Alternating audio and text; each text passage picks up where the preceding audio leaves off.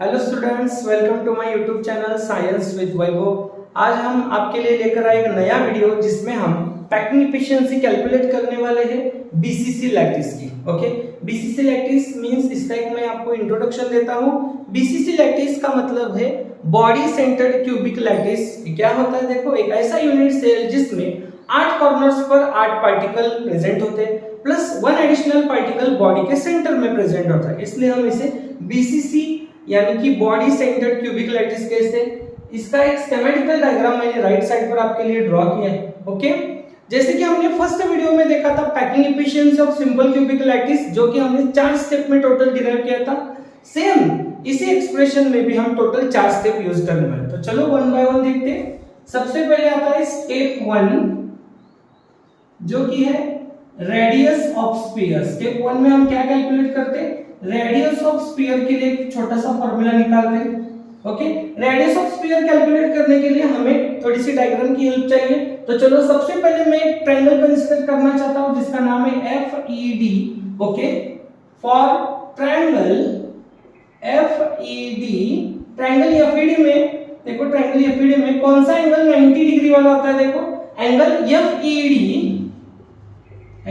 FED is equal to 90 degree. Angle 90 degree होता है तो इसमें हम यूज करेंगे Pythagoras theorem. Applying Pythagoras theorem, equation आता है FD square is equal to FE square plus ED square. Okay, अभी FE square plus ED square है ना, इसके बदले हम वैल्यूज पुट करेंगे। FE मींस हमारे लिए यूनिट से एज लेंथ है जो कि होती है स्मॉल ए, तो FE के बदले हम स्मॉल a यूज करेंगे। तो FE square means small a square plus ED भी हमारे लिए क्या है? यूनिट से एज लेंथ है, इसके लिए भी हम a पुट करेंगे, means ED square that is a square. Okay, a square plus a square becomes 2a square. Okay, first step में हमें FD स्क्वायर की वैल्यू मिल चुकी है। ओके, हमें और एक ट्रायंगल कंसीडर करना है जिसका नाम है ADF। Okay, for triangle ADF। Okay, और ट्रायंगल ADF में 90 डिग्री वाला एंगल कौन सा है? तो angle ADF is equal to 90 degree. इसमें भी सेम हम पाइथागोरस अप्लाई करेंगे। अकॉर्डिंग टू पाइथागोरस थ्योरम क्या लिख सकते हैं? देखो, equation AF square okay is equal to AD square plus DF square. Okay, AD और DF के बदले हम वैल्यूज पुट करेंगे। AD स्क्वायर, AD हमारे लिए क्या है? यूनिट सेल एज लेंथ है, तो AD के बदले हम स्मॉल a पुट करेंगे, that is the a square plus DF square, जैसे कि हमने फर्स्ट स्टेप में FD square DF square same होते हैं। कितने आई थी देखो value? 2a square. a square plus 2a square becomes 3a square. AF square की वैल्यू हमें AF चाहिए, तो हम क्या करेंगे? दोनों साइड में स्क्वायर रूट लेंगे। Therefore AF is equal to √3a। Okay, अब और एक बार मैं समझाता हूं आपको। तो सबसे पहले हमें ट्रायंगल FED कंसीडर करना था, इसमें पाइथागोरस थ्योरम अप्लाई करना था। बाद में ट्रायंगल ADF कंसीडर करना था, इसमें भी पाइथागोरस थ्योरम अप्लाई करना था, और हमने निकाली AF की वैल्यू। ओके, और एक बात है, आप मुझे फिगर देखकर बता सकते हो कि ये टोटल AF जो बना है, ये टोटल AF देखो, टोटल 4 रेडियस से बना है। मैं आपको डायग्राम में दिखाता हूँ। यहाँ पर एक सिंगल रेडियस है ऊपर वाले पार्टिकल की, यहाँ पर 2 रेडियस है ऊपर और एक नीचे, और यहाँ पर नीचे आप देख सकते हो सबसे लास्ट में एक रेडियस छिपी। मींस ये टोटल जो AF बना है, फिगर शोज दैट, इसके लिए हम लिखेंगे figure shows that. Okay, total AF जो बना है, टोटल AF बना है 4 रेडियस से, मींस 4r। ओके, आप AF is equal to √3a वाला इक्वेशन और AF is equal to 4r वाला इक्वेशन देख सकते हो। दोनों के LHS सेम है, मींस RHS भी सेम। देयरफॉर हम क्या करेंगे? इनके RHS कंपेयर करेंगे। 4r is equal to √3a। हमें निकालनी थी रेडियस, तो इस 4 को हम शिफ्ट करेंगे। Therefore r is equal to √3a upon 4। ये हमें स्टेप 1 में जो रेडियस ऑफ स्फीयर कैलकुलेट कर रहे थे उसकी वैल्यू हमें मिल चुकी है। √3a/4। यहाँ पर हमारा स्टेप 1 फिनिश हो चुका है। ओके, चलो बढ़ते हैं हम स्टेप 2 की तरफ। स्टेप 2 में हम क्या करते हैं, तो volume of one particle calculate करते हैं और वॉल्यूम ऑफ स्फीयर लिखेंगे हम। ओके, वॉल्यूम ऑफ स्फीयर के लिए हम एक सिंपल सा फॉर्मूला यूज करने वाले जो आपने 10th स्टैंडर्ड मेंसुरेशन में सीखा था। ओके, कौन सा था वॉल्यूम ऑफ स्फीयर के लिए फॉर्मूला? 4/3 πr³। ओके, इस सिंपल फॉर्मूला हम यूज करने वाले, इसमें हम r के बदले √3a/4 वैल्यू पुट करने वाले। Therefore volume of one particle is equal to 4/3 pi, r के बदले हमें अब पुट करनी है √3a/4 bracket raise to 3। Okay, क्योंकि यहाँ पर देखो r³ था, इसलिए हमने r के बदले वैल्यू पुट की है √3a/4 और उसका किया है क्यूब। चलो इसे सॉल्व करते हैं हम। ओके, 4/3 पाई इंटू √3 का क्यूब कैसे आता है, देखो 3√3 लिखेंगे हम।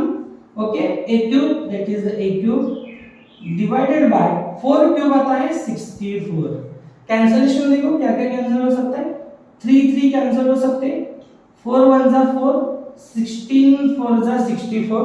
तो टोटल कितना आएगा देखो, इज इक्वल टू √3 और पाई को हम पहले लिखेंगे √3 पाई a³ डिवाइडेड बाय 16। ये रहा volume of one particle. Okay, volume of one particle के लिए हमने एक बहुत सिंपल फार्मूला यूज किया है जो है 4/3 πr³। r के बदले जो हमने फर्स्ट स्टेप में वैल्यू फार्मूला निकालता r के लिए √3a/4 उसके जगह पुट किया है और सिंपलीफाई करने के बाद हमें एक इक्वेशन मिला है √3 πa³/16। ओके, ये रहा वॉल्यूम ऑफ स्फीयर। ओके, अब हम total volume BCC unit cell में जितने भी पार्टिकल्स होते हैं उन्होंने कितना वॉल्यूम ऑक्यूपाई किया है इसे कैलकुलेट करने वाले, जो आता है स्टेप 3 में। ओके, स्टेप 3 क्या है हमारा, volume occupied by particles in a unit cell. Okay, अभी बीसीसी क्रिस्टल, बीसीसी लैटिस जो होता है उसमें होते हैं total 2 particles. Okay, BCC unit cell contains 2 particles।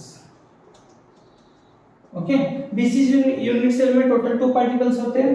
सुनो मेरी बात, हमने स्टेप 2 में एक सिंगल पार्टिकल के लिए वॉल्यूम कैलकुलेट किया था। ओके, अब हमारे पास है टोटल 2 पार्टिकल्स, तो हम क्या करेंगे, इस वन पार्टिकल के वॉल्यूम को हम 2 से मल्टीप्लाई करेंगे। Okay, therefore volume occupied by particles in a unit cell is equal to 2 multiplied by, देखो 2 से हम मल्टीप्लाई करेंगे 2 into √3 पाई a³/16। ओके, चलो इसे सिंप्लीफाई करेंगे, 2 1 जा 2, 2 8 जा 16।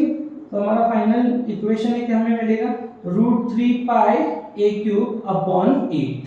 ये रहा total volume occupied by particles in a unit cell. Okay, और हमारा सबसे लास्ट एंड बेस्ट स्टेप जो कि है step 4 that is the packing efficiency. Okay, इस लास्ट वाले स्टेप में हम क्या करते हैं, पैकिंग एफिशिएंसी का फार्मूला लिखते हैं और इसमें हम पुट करने वाले हमारे जो भी वैल्यूज आए हम उसमें पुट करने वाले। पैकिंग एफिशिएंसी का फार्मूला क्या होता है, volume occupied by particles in unit cell divided by